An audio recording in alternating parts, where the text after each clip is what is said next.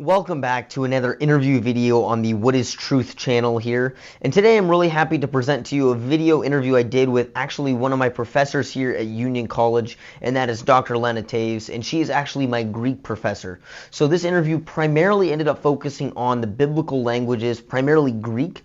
And it's something very fascinating to talk about because every theology student, every pastor, at least in the Adventist church, has to go through 2 years of Greek. Typically, there's some exceptions, but a lot of students don't love it. So it's very interesting to talk to her about the new way that the Greek language is being taught here at Union College. And I really hope you enjoy this informative look into the biblical languages and how they apply for us today. Enjoy.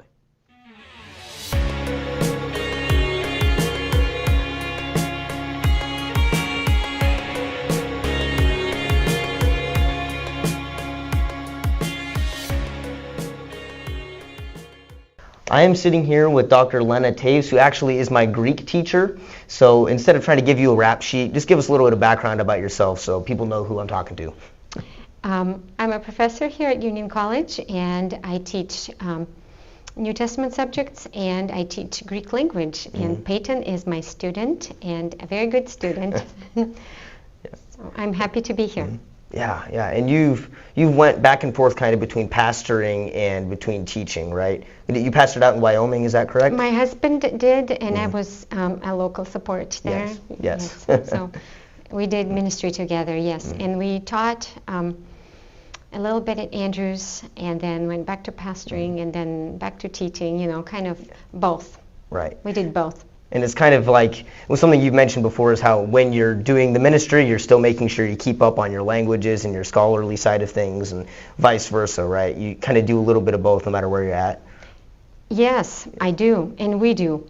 And in fact, when we were pastoring, we try to keep our languages, Bible languages alive, Hebrew and Greek, and every day my husband and I would read a passage or a verse or two in the original languages, depending on what we were studying at the moment, Greek or Hebrew, Old Testament or New Testament. Yes, and we try to keep it alive. And with academia too, we're still writing articles. I'm writing a book, a textbook on using a balanced approach to learning Biblical Greek, which is Kina Greek, and following second language acquisition method. Yes. So maybe you could elaborate, because that's very interesting. We're some of the first classes that have kind of learned it this way, right? At least from your perspective. So what exactly is the difference between the way you used to teach it and the way it's taught now? Yes, you are my second group. Yes. My first group was the year before, yes. And the difference between the traditional method that I taught for many years before and the new method is we start with speaking. When you learn a new language, when a person learns any language, when the child is born, first we speak with the child, and then at the age of 5, 6, or 7, or whatever age it is, they start reading. In the past, we've always approached Greek language from the academic perspective, which is great in a sense, but it deprived students from enjoying the richness of the language because it wasn't coming to them with ease. They had to put a lot of effort into trying to learn the language. So the method I'm using is 80% of my Greek class is spoken Greek. So we do speak the vocabulary and we do speak the language that is actually a written language in the New Testament. And it helps the brain process the language much easier, and we have better outcomes afterwards. It also helps students learn better and not be scared of the Greek language, because we've been in different places and we've toured around and we've spoken in different places, my husband and I, and every time we see a pastor and ask them, how's your Greek? Or they know something about us knowing biblical languages, they say, oh, Greek was my hardest subject and I hate it, and I passed that class and I never came back to it. So we don't want this to happen. We want people to love the language. We want pastors to be able to use it in their ministry. We want pastors to love the language and don't just pass the class and move on and forget about it. So we want it to be a valuable tool in their ministry. Yeah, and that immersive part, I find it helpful. I think it's working. I guess I never went through the other way of learning it, but I certainly feel like I understand because of the immersion. The other thing was the pronunciation, the way we pronounce it is a little different than it's been pronounced in the past, right? Absolutely, yes. The Erasmian pronunciation, it's the pronunciation that is academic pronunciation, that was not real pronunciation that we used to teach for many years. It's a fake pronunciation? Well, if you want to say that, somewhat, yes. Somewhat, yes. Modern pronunciation, of course, is a little bit different than the pronunciation that we use that was, it's called reconstructed pronunciation. That was reconstructed from the 1st century.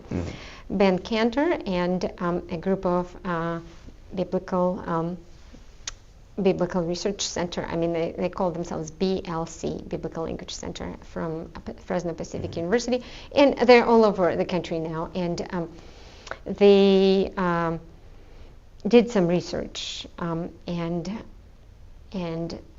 we think that reconstructed pronunciation is actually the pronunciation that is sort of in between the academic, that we thought this is how they spoke, and the modern, how they speak now. So it's closer to modern pronunciation. Let's put it this way. It's closer to modern, but just a little bit different. Kind of like old English.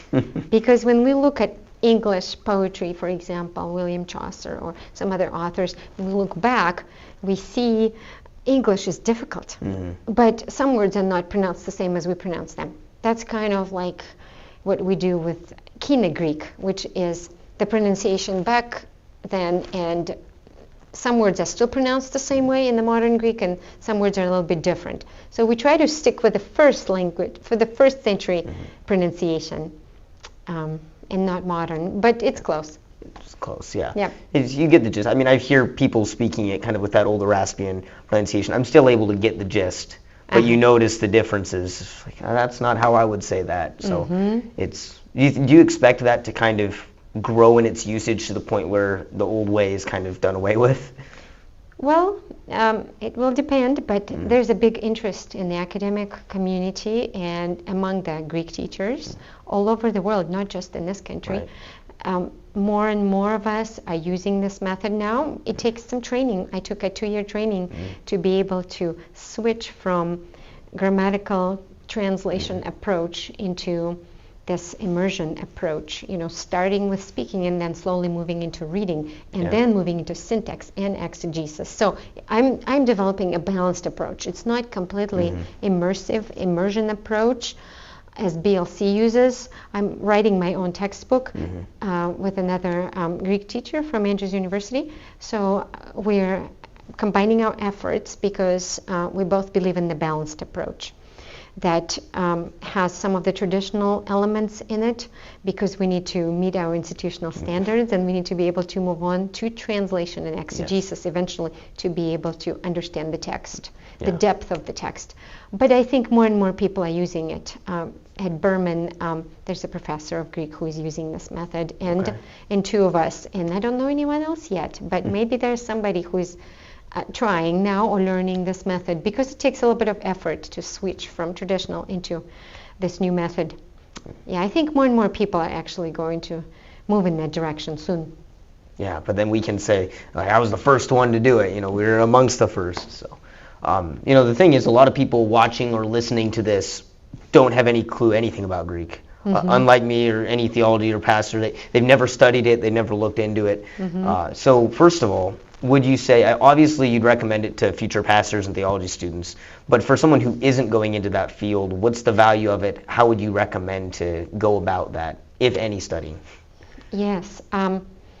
People who are not going into the field of theology but would like to learn a little bit of Greek, I think what would be useful is, first of all, we ask people to look at different translations, academic translations, good scholarly translations. If you take 10 translations, if 7 of them agree on the same word, most likely it was in the original. But it's kind of a roll of a dice, a little bit, if you don't know exactly what the word is in the original.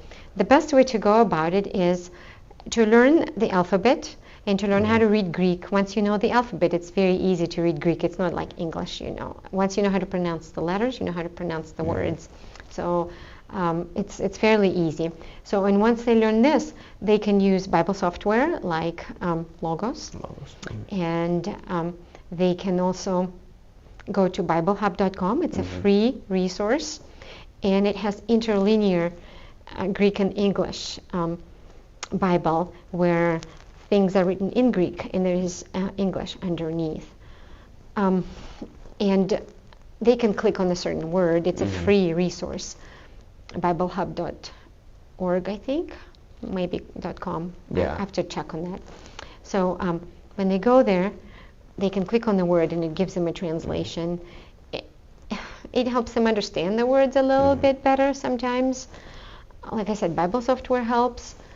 But ideally, it would be good to just go ahead and take a course. It's not scary. Yeah. It's not difficult. And in fact, I talked with Dr. Holsworth, and we're moving towards maybe opening this class, not only for theology majors, but for whoever wants to learn Biblical Greek so they are equipped to reading in the original language and to understanding the Bible. Because understanding the Bible is not just knowing the words, it's also understanding the grammar and how words are connected in sentences. And you're a little handicapped if you don't know how they're connected. You can figure out the words, but sometimes the connection between the words and especially syntax helps in understanding the passage and in exegetical process, which is deriving the meaning from the original language. Yes. And there's precedent for people who aren't theology students taking this class. I've seen that even just in my time here. People do it. In case you didn't know that, it is something you can do. It's not unprecedented. Absolutely, yes, and it can count you as a language elective if you would like to take that class. But we're moving in this direction. It has to be approved. Yes. Yet still, yeah. And I mean, if we wanted to, some of you may be listening. I think if I've done it correctly on Spotify, you can now pull up a video even if you're listening. But on the whiteboard here, we have a verse. I think this would qualify as a fairly simple verse, right? If you wanted to maybe just kind of explain the basis to somebody who's never done this before. Greek sentences, the words are everywhere. They don't follow the strict word order like in English. I went to school today. So we have to put words in a specific order in order to understand the sentence. In Greek, words can be everywhere. You just need to find the subject of the sentence. And in order to do that, you need to know a little bit of Greek grammar, like knowing that subject is always in the nominative case. So you would say, Lehi o Iisus, says Jesus, or Jesus says. Eho, the 30% of the English language has come from the Greek language. Lots of words in the English language came from the Greek. So I always try to point it out in my classes. It helps it better to memorize with memorization. It helps with memorization. And in fact, we do not have flashcards and we do not learn individual words. Payton can testify for this. What we do is we learn the words as we speak them, and we, like a child would, it's the most natural way to do it. And then we learn the words as we read the Bible instead of just having a list of words disconnected from the context and trying to memorize those words. It's a very difficult way to do it. And it's very understandable that people did not like Greek just because of that. So, lehi o Iisus echo ini o eodos ke e aletheia ke e zoe kata eoanein. X. The verse is taken from the Gospel according to John. Eoanein sounds, if you know Spanish, sounds a little bit like John. And then 14:6. And it says, Lehi o Iisus. Jesus says Jesus. I told you, words can be everywhere. Ego comes from ego and ego. That's an English word, and Greek word for I. Ini, am, odos is life, ke, and aletheia, which means truth, right? A friend of mine has a name. Her name is Aletheia. And I'm like, well, you have a Greek name. She didn't know that. But Aletheia, ke, e zoe. Zoe is life. And so it's an easy verse, and students can read this verse and understand it almost after a week of studying Greek. a couple of weeks actually. It moves really fast. We move fast, and because it's a more natural way of learning. So we're very excited when the first-year Greek students come, and they're excited to be able to understand certain parts of the scripture already after a few lessons because of this method. Yes. I think because we just immerse ourselves into the Greek language box, and we just speak Greek, and we act, and we use what's called total physical response. It's called TPR.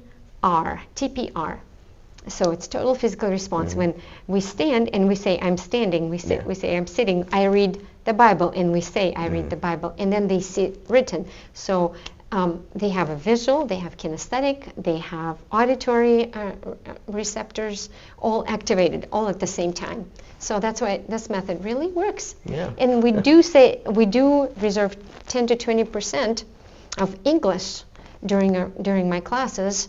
Again, following the second language acquisition method, you have a few words that you need to say in English, so the native speaker can connect Greek with English. And we need to bridge. We need to have that bridge between English and Greek. And in order to have that bridge, you need to have a certain percentage of a native language talking in the class while you are introducing 80% of a foreign language, Greek in this situation. Yeah.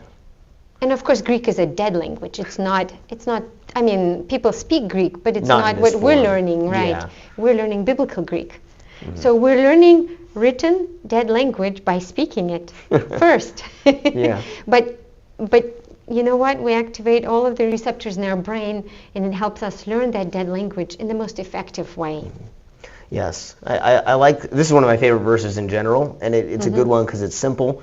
And something that stands out is when he says, Echo emi, is, of course, I am, right? And that's what you see when he claims that divine claim in like John 8.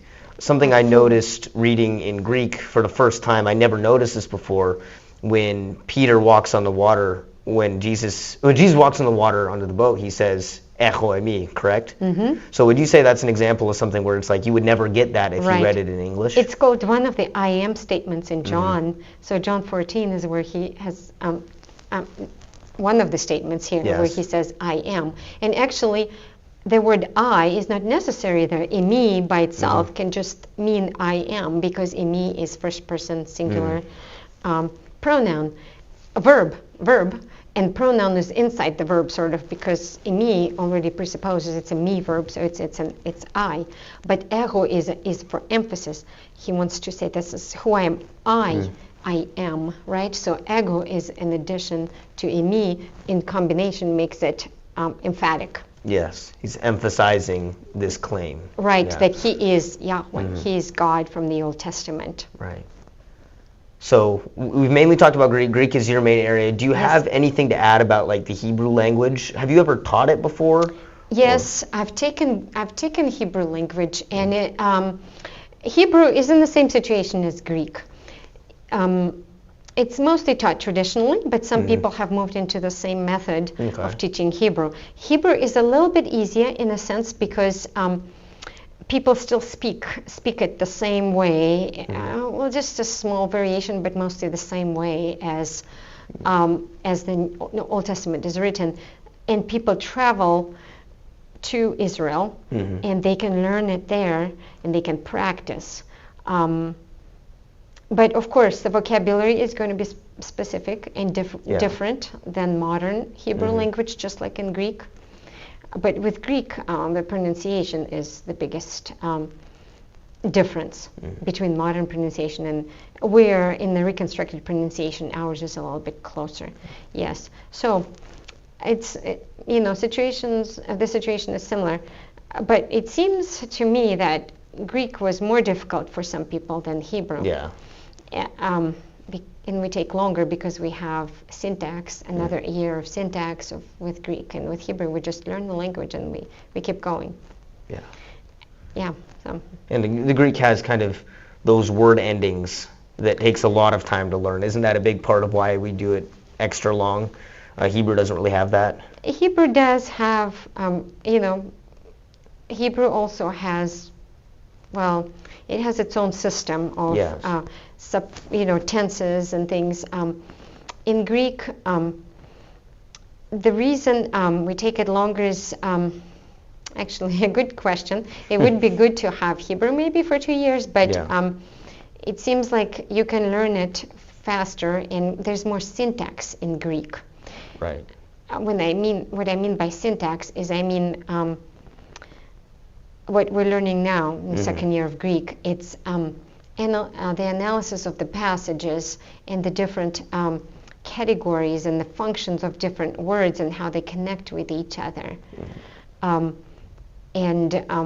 The different functions in the sentences and in the passages that makes exegesis a little bit more difficult. And we take longer to go through all of this. Yeah. I think it's fairly apparent to most people who spend time around me that a huge passion of mine is apologetics. And a lot of the times you hear people bring up these issues with the text of either errors or inconsistencies or things like that. I would assume that the better you know Greek, the easier it is to deal with some of these issues, because you can actually, what they're talking about if they bring up an error, like, I don't know, the ending of Mark or John 8 being missing and some of those things. Is there anything particular you want to talk about with, like, errors and how we address those in the original text? Yes, and it's a known fact that we do not have the original manuscript, and that makes our work a little bit harder, doesn't it? But we have copies and copies of the original, and there are mistakes, of course. When you have a group of people in the oral society, especially in the spoken society, that one dictates and others write it down, it's normal and it's common to make mistakes. The interesting thing is there are only a few major mistakes. Right. And there are only a few manuscripts that are different from the rest. There are different manuscript traditions. And if you ever take textual criticism class in graduate school, so you will learn about the different manuscript traditions.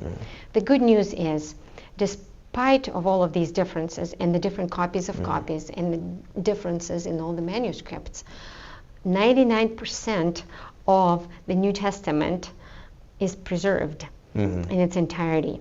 And the mistakes are usually very minor, like missing a letter or missing a word that is not super important. Or missing, there was no punctuation, of course, in the original manuscripts. There was no chapter divisions, there were no verse divisions, and everything was, this is actually in small letters, but manuscripts were all in the big capital letters, all just text and no division and no punctuation. So punctuation was added later, and then there are variations between those manuscripts where punctuation was added. Some people put a period after one word and a comma after another word, and it just, it just depended on how they read the text. But yes, 99% the manuscripts agree with each other. And we have, we have about close to 4,000 different manuscripts. The passages like in John, the woman who was caught in sin, John 8, that passage is not in the original. We think it wasn't in the oldest manuscript, but that story doesn't change the message. The story could have happened during the time of Jesus. We don't know. In the oldest manuscripts that we have in our possession, maybe there's an older manuscript somewhere that we haven't discovered yet, but in the oldest manuscripts that we have in possession, that story is not recorded, and therefore it doesn't make it to certain translations, or they usually have a little caption there that says, oh, it's not in the original manuscript. But this story could have easily happened, and it really goes along with what the rest of the Gospels are teaching us. That's one thing. Another thing is the message of salvation is preserved in its entirety. Among all of these 3,000, 4,000 manuscripts that we have in our possession, the message is the same across all of them. And the mistakes are pretty much minor. There are a couple of other major things. I think one is in Timothy. This one was the Samaritan one was the ending of the Gospel of Mark. Right. And of course, if you read a New Testament scholar like Mark Strauss, you probably have his textbook, and that's Yes. a textbook I use in my Jesus and the Gospels class when I teach that class. We all take turns teaching this class all in the department. So, yes, I use this book as a textbook, and he talks about the Gospel of Mark. If you read the Gospel of Mark, for example, in its entirety, you get to the end, and those last 9 verses, all of a sudden, different vocabulary starts appearing. There's a little bit of a different style, and you almost feel like it's not the same author. And when you look at the manuscript tradition, most people say that it doesn't belong in the original.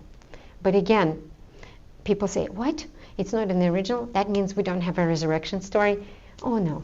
Yes, we do have the resurrection story. The resurrection story is in other Gospels. Maybe Mark doesn't have it in the original, and maybe it was added later on from some other copies. It does look like maybe it was added on because of the style and the vocabulary there. But we do have the resurrection story. It's in other Gospels. So in my mind, there's no question about the validity of those manuscripts, although we do not have the original. So we shouldn't be concerned, right? It's kind of to be expected, and like you were saying, there's no theological issues that are really, up in the air given an error. Something that was kind of interesting that you brought up, though, is the punctuation thing, because sometimes there are theological issues that will get thrown up in the air a little bit because of punctuation. Like, I tell you today, you will be with me in paradise, right? Yes. Adventists know this verse well because that comma really does kind of change the meaning, right? Exactly. You can say, I tell you today, or I say today, comma, you'll be with me in paradise, or you can say, and in fact, even if you say, today you will be, I say, comma, today you will be in paradise, the person closes his or her eyes. Next thing they open the eyes, it's still today for them almost. It's the next moment with Jesus when they wake up, when they're resurrected. So, yes, it can definitely bring some discrepancies in the understanding, and you have to be very careful, and you have to understand all of this in order to be able to evaluate the manuscripts, in order to be able to understand and translate the text and analyze the text. So that's why we're here. So we're teaching our theology majors to really understand the language and how the language works, and based on this, to make their own translation. Would you say, like, in your personal experience, as you've learned these languages and that sort of thing, has it strengthened your faith reading the Bible in its original languages and understanding more? As far as strengthening the faith, yes, but it also opened up a world of opportunities for me. Every time I read it in the Greek, I always discover something that I didn't see before.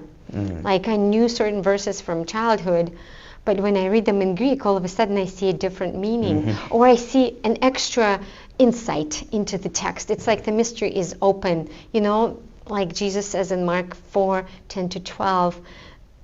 The parables are open to those who are pursuing and constantly asking. And again, another thing here in the Greek. So when the disciples come to Jesus after he tells them the parable of the sower, they come, and in the English translation it says, and they ask him, what does the parable mean? If you look at the word ask, or they said to him, if you look at it syntactically, it's actually a certain type of imperfect tense, which implies that they kept asking it's persistent. him. Yes, there's that persistency. So, and he says, well, once you're asking, I'm going to respond to you. So they're persistently asking, and constantly, they keep asking, and he finally says, okay, I'm going to tell you. The parables are open to those who ask, right? And for the rest, parables, they stay parables. Stories remain stories. If you're not inquiring about what they mean, the Bible remains the mystery. The Bible remains the Bible, and the stories remain the stories if you're not interested in digging in and trying to understand what they mean. And he said, but to those who are inside, the mysteries of the kingdom are open. Are you an insider or you're an outsider? Those are fluid categories. Today, you can be an outsider and don't care about learning what the parables mean or the stories of Jesus. Tomorrow, you can be an insider and say, hey, you know what? I want to dig in. I want to understand. So they're not set groups. Right. It's us. Today, I want to study. I want to know more about God. He says, I'm opening it to you. He says, the mystery of the kingdom is open to those who are on the inside. It means those who are persistently asking. And he's talking with them because they persistently, consistently asked him, what is this, Jesus? I don't understand. Please explain it to me.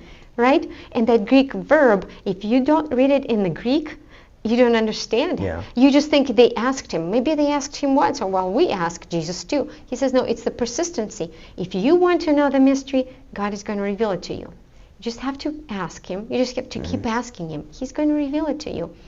And that's an insight that I got from reading it in the Greek language. And I thought, wow, this is interesting. So, and every time I open the Greek New Testament, I always find additional meaning and additional insight into my understanding of the Word of God and my understanding of God and my relationship with Him and therefore my understanding of relationship with other people and the love that God gives us and that love that transfers to other people and through me. So for me, it's beautiful. For me, it's wonderful. For me, it's a world of opportunities to figure out who God is and what His character is. So if you do have an opportunity to learn Greek or Hebrew or both, right? If you have an opportunity to learn and you're not a theology major, I would encourage you to do so. Whichever way you learn, online, do it through some tutors, come here to our classes at Union College. I think it's a great tool for a Christian to use to be able to understand the Word of God in the original language and to understand that mystery behind God's character, behind His love, just to understand who He is. When I'm in relationship with someone, I want to constantly learn about that person. So, and once I enter into a relationship with God, whatever it takes, I'm going to learn about Him. I want to know more about Him. And Greek is one of the tools to get to know Him better, in my mind. Greek and Hebrew, biblical languages, original languages. So when I study them, when I read them, and I find insights, I understand God better, and my relationship changes with Him for better. Yes. And I want to continue learning. And I'm learning. You know, when you teach, you learn. Every time you teach, you learn. You learn with your students. I love learning with my students. Yes. One thing I wanted to say, I like with the method that I have, I've used this phrase before, but especially with the method I use now, I want people to make mistakes. When we speak, people they're a little hesitant, but we learn from our mistakes. So mistakes are welcome in my classroom. I think it's actually good to make mistakes. Because if you make mistakes, then it means you're learning. You're not checked out, right? You're learning something. So I welcome all the mistakes. And I don't grade mistakes. What I grade is the improvement. If the person and if the student is improving, then they get better grades. Yes, we're all learning together. And I am still learning as I go through all of these Bible texts in preparation for my classes. I discover new things all the time. And I transfer them to my students, and I encourage them to discover for themselves. It's a great thing to discover mysteries of God to yourself. That's been the coolest part for me, is when I'm reading a text and I learn something new that I never realized was there. And it does absolutely strengthen our relationship with God. And we can keep talking all day, I'm sure, but people have a short attention span these days, so we're going to start to end off. But I did want to make sure, so you mentioned you're working on a book. Do you have any sort of ETA on that you want to throw in there? Yes. The book that I'm working on is a textbook that uses a balanced approach to learning the Greek language, the original Greek, Koine Greek. And we just finished the first chapter. Okay. And we have a few more chapters to go. The projected date of finishing is next October 2024. Okay. So hopefully it will be done then. So as far as the book, what we're trying to do is we want students to learn Greek from day one reading scripture. So, and the conversational element is involved there along with reading scripture. So we want students to speak and read all at the same time, and learn grammar as we go, not through some disconnected sentences, but right through the scripture. So this is the book we're writing, and it's going to be mostly based on the Gospel of John because it's easy. John is the easiest Greek because John's Greek is not complicated. Paul's Greek is very complicated. John was a fisherman, right? Yes, well, yes, right. And yes, Greek was his second language, and after John, we move on to more complicated things. I mean, Mark and John are the easiest to start with. So we started with John and Mark, and then we go to Matthew, and then we go to Luke and Paul, and finish there. So hopefully it will be a good, I'm excited about this project because I think it's going to be very helpful for students to learn right from the start, from the Bible, from the Greek New Testament, right away. That's an exciting thing. I look forward to seeing that final product. And thank you, Dr. Toews, for sitting down and having this conversation. And hopefully you all enjoyed and were blessed by it. Yes, thank you for having me. God bless.